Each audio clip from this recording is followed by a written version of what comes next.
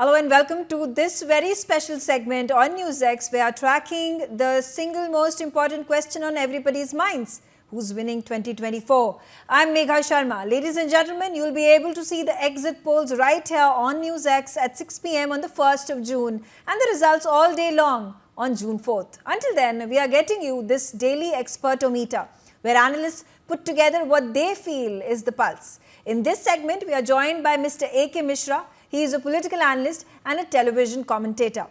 Thank you so much, Mr. A.K. Mishra, for joining us on the telecast. And of course, want to understand from you, what is your prediction of the 543 Lok Sabha seats? How is the division going to happen?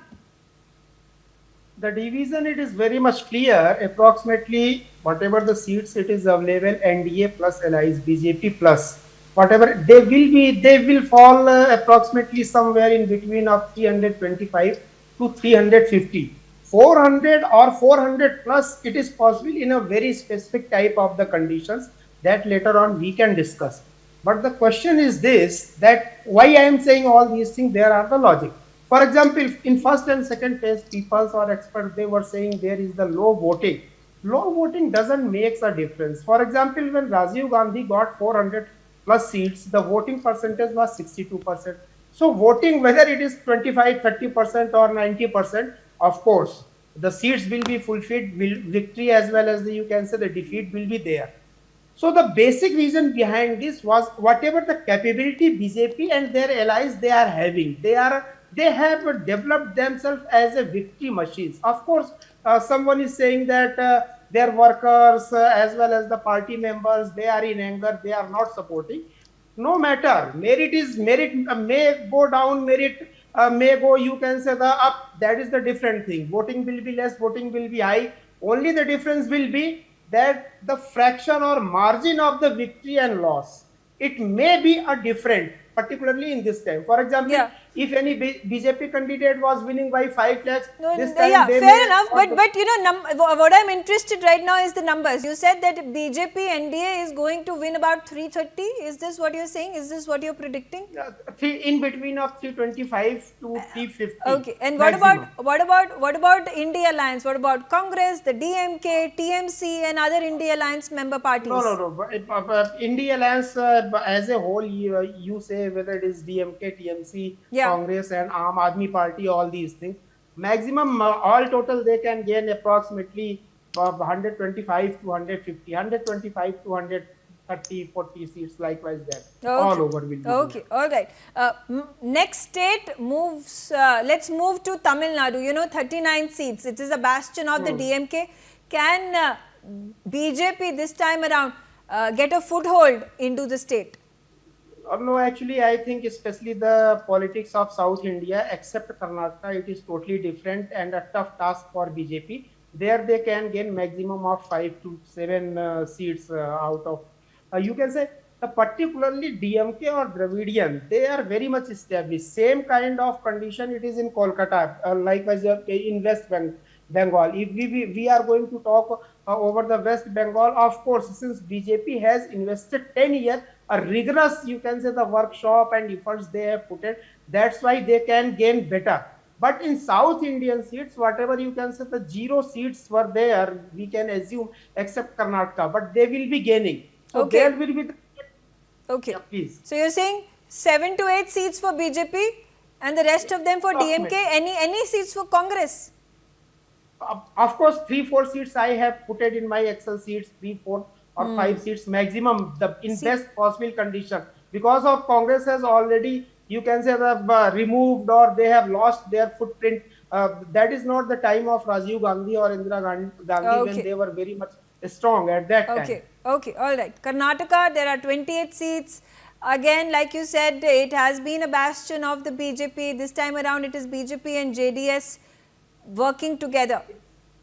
Yeah, of course, the majority will be there for BJP and JDS. Approximately, we can go there for approximately 20, 22, 23 seats, like 18 to 23 seats. The reason behind that is, no matter in Karnataka, Congress attain the victory in state level election, but state level elections, voter psychology is different for state level election, for central elections. there in past there are so many examples where opposition got victory in state level, but in central level MPs elections they were defeated badly. This is the factor which is still working in Karnataka. That's why BJP and Okay. JDS, they will be having their hold. Okay. Okay. Let's shift to Central India, Madhya Pradesh, 29 seats. How do you predict the state is going to vote? In worst case scenario, bare minimum the performance of BJP, it will be 20, 22, 23 seats. Likewise, that even if Congress is performing very well, Allies is performing very well, Digvijay Singh and all these things, those you can say the trump card for Congress is there. Even that it will be performing major chunk will be going to the BJP. There is no doubt. Okay. Rajasthan, 25 seats. What is going to be the result? Approximately 20 to 22 seats. Congress will be getting 3-4 seats. Okay. So you're saying the tally is going to reduce from 24 to 22, maybe for the BJP? Yeah. Okay. Or approximately figure will be there. Okay. Gujarat, 26 seats. Is BJP again going to sweep? Considering the India Alliance leaders that worst case scenario analysis, approximately major chunk will be out of 26, 22, 23 seats. It is fixed for BJP because of Aam Aadmi Party has already taken a trial. What is the condition of Congress in Gujarat? Still we know. So major chunk again here will worst case scenario.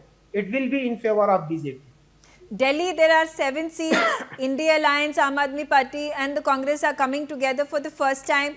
Now, is Arvind Kejriwal factor going to work for Aam Aadmi Party?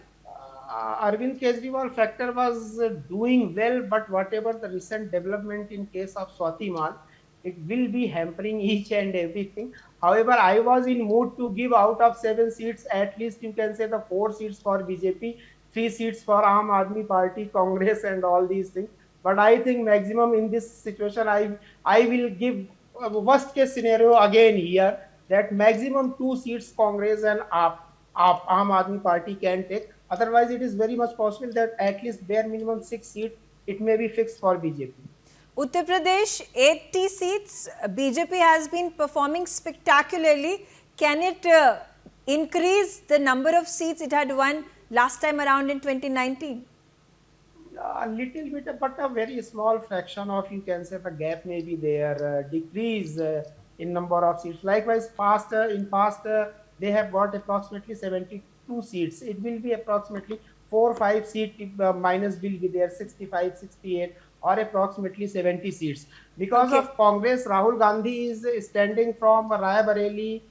That will be also a factor. 1 seat will be there, as well as this time this Samajwadi Party, they can also gain little bit, 3-4 seats they can gain. Bihar, how is Bihar going to vote? 40 seats. BJP and Nitish Kumar Party, JDU, they will be performing well. In last election, BJP performed well also, as well as for national level elections. Of course, for state level election, Lalu Yadav and other party, they can claim they can get the huge amount of the seat. But whatever it is happening, so many, you can say, the destructive or negative news is there. But even the BJP plus BJP and allies will be leading the Bihar also. And this is also in Bihar, they can gain, in comparison of last time, they can gain certain kind of extra number of the seats. Okay. Shifting our focus to East India and West Bengal, 42 seats. How are people going to vote? Yes. West Bengal, it is, or you can say, the golden bowl. It may prove a golden bowl for votes as well as the number of seats. The reason behind that, major chunk will be shifted to the BJP. Of course, in past state elections, they performed well. But since last 10 years, heavily they have invested their footwork, news, media, perception building, all these things. And at least somewhere Mamata Banerjee is on back foot in comparison of past election or past days. So whatever the Mamata Banerjee or TMC is coming on back foot, the benefit will be transferred to the BJP automatically. All right. Maharashtra, there are 48 seats. Obviously, there is Mahavikas Aghadi versus Mahayuti. Who's going to win the battle?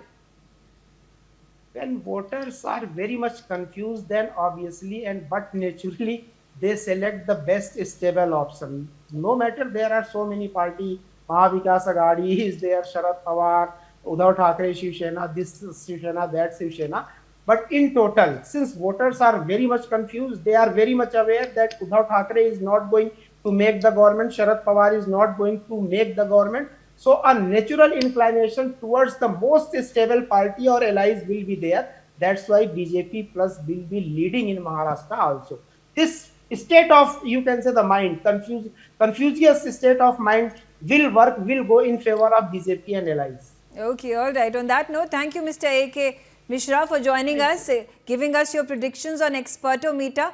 On that note, that's all for this episode of Expertometer. I take a break. Thanks for watching. For more such videos, subscribe to the NewsX YouTube channel, hit the bell icon.